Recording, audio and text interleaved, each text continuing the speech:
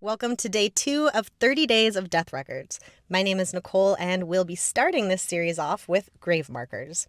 Even though identifying a burial place for an ancestor is a pretty commonly sought after record of death, not everyone considers the importance of visiting a gravesite and getting a photo of the grave marker as it is today.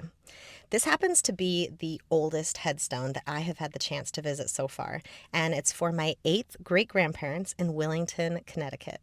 You can see the headstone says, "In memory of Benjamin Sibley, who died November 2nd, 1789, in the 88th year of his age," and he's buried alongside his wife, Priscilla Rich, who died 7 years before he did and lived to be 75 years of age.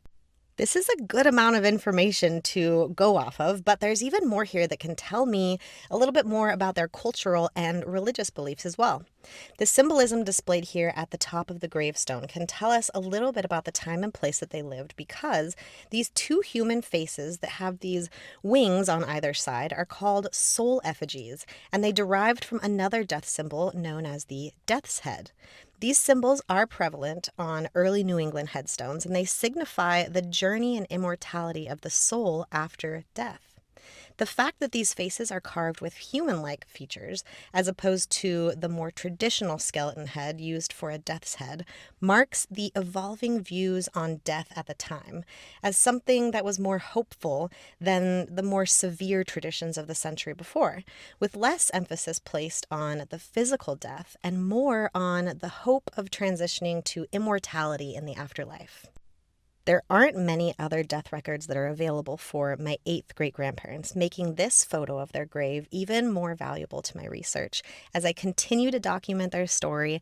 And considering that this headstone is around 243 years old, I'm really grateful that the Willington Cemetery Association has taken such great care of preserving these graves. Because the thing is, as time goes on, inscriptions and photographs that were left on the headstone itself can fade.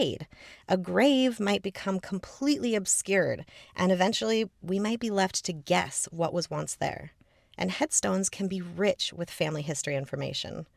Aside from what you might hope to find on a typical gravestone, such as the name of the deceased and possibly their date of birth and death, you might even learn about how they died, where they came from, what their occupation or religion was, if they served in the military, who their parents, spouse, children, and even siblings were. Undiscovered branches of extended family can also be found by checking who is buried nearby in the same plot. You might learn about your ancestors' demeanor, their cultural practices, community affiliations, or social standing.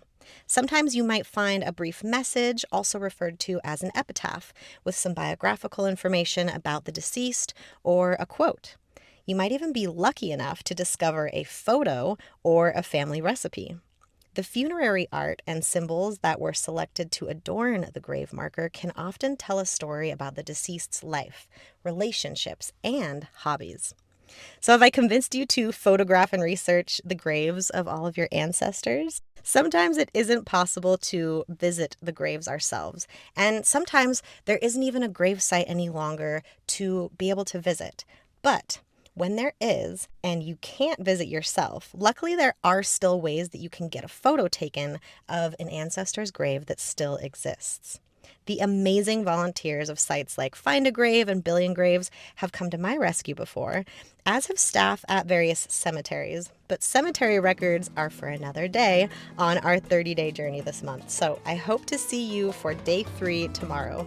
And I would love to hear about the oldest grave that you have visited so far, or one that you are hoping to visit. Let me know in the comments below, and keep up the great research, my fellow detectives.